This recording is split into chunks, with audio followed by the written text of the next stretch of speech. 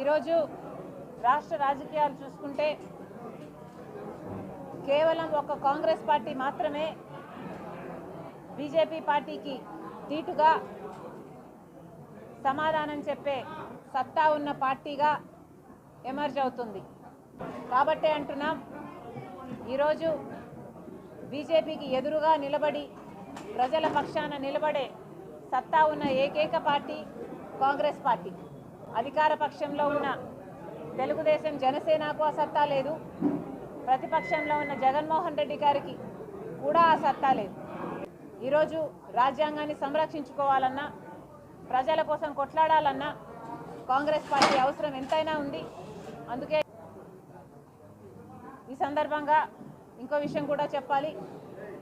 రేపు చంద్రబాబు గారు సంవత్సరం రోజులు గవర్నమెంట్ ఫామ్ అయి సంవత్సరం రోజులు పూర్తి చేసుకోబోతున్నారు చంద్రబాబు గారు. చంద్రబాబు గారిని సూటిగా ప్రశ్నిస్తున్నాం.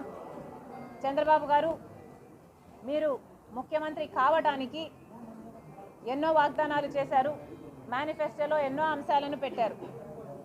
సూపర్ 6 మరి ముఖ్యంగా ప్రతి సభలోనూ ఊదరగొట్టారు. సూపర్ 6 నేను అమలు చేస్తానని ప్రజలందరినీ నమ్మపలికించారు. మరి ఈరోజు సంవత్సరం రోజులు అయిపోయింది, సూపర్ 6 ఏమైంది చంద్రబాబు గారు అని కాంగ్రెస్ పార్టీ ప్రశ్నిస్తుంది. సూపర్ 6 సూపర్ ఫ్లాపేనా? సూపర్ 6 సూపర్ ఫ్లాపేనా? చంద్రబాబు గారు సమాధానం చెప్పాల్సిన అవసరం ఉంది. సంవత్సరం రోజులు అయిపోయింది, మీరు వాగ్దానాలు చేశారు, సంవత్సరం రోజులు దాటిపోయింది అంటే మీకు ఈ వాగ్దానాలు నిలబెట్టుకునే ఉద్దేశం ఉందా లేదా? ఏదైనా వాగ్దానాలు చేసి అధికారంలోకి వచ్చిన వెంటనే ఆ వాగ్దానాలు నిలబెట్టుకుంటారు అని ప్రజలు అనుకుంటారా? లేకపోతే ఇలా కాలయాపన చేసుకుంటూ ఆఖరి సంవత్సరంలోనో లేకపోతే మళ్ళీ ఎలక్షన్లకు పోకముందో మీరు వాగ్దానాలు నిలబెట్టుకునే ఉద్దేశం మీకేమైనా ఉందా? ప్రజలకు సమాధానం చెప్పాల్సిన అవసరం ఉంది.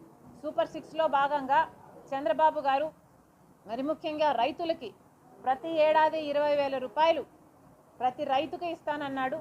ఇప్పటికి 54 లక్షల రైతు కుటుంబాలు ఎదురు చూస్తూనే ఉన్నాయి. ఇంతవరకు రైతులకు ఇచ్చింది లేదు చంద్రబాబు గారు. రైతులను మోసమే చేశారు సంవత్సర కాలం పాటు రైతు భరోసా పథకం కింద. అంతేకాదు, తల్లికి వందనం అనే పథకం ప్రతి బిడ్డకు 15,000 రూపాయలు ఇస్తానన్నాడు చంద్రబాబు గారు. ఎంతమంది బిడ్డలుంటే అంతమందికి ఇస్తానన్నాడు చంద్రబాబు గారు. ఒకరుంటే ఒకరికి, ఇద్దరుంటే ఇద్దరికి, ముగ్గురుంటే ముగ్గురికి, నలుగురుంటే ఏకంగా 60,000 రూపాయలు ఇస్తానన్నాడు చంద్రబాబు గారు. ఇది నేను చెప్తున్న మాట కాదు, చంద్రబాబు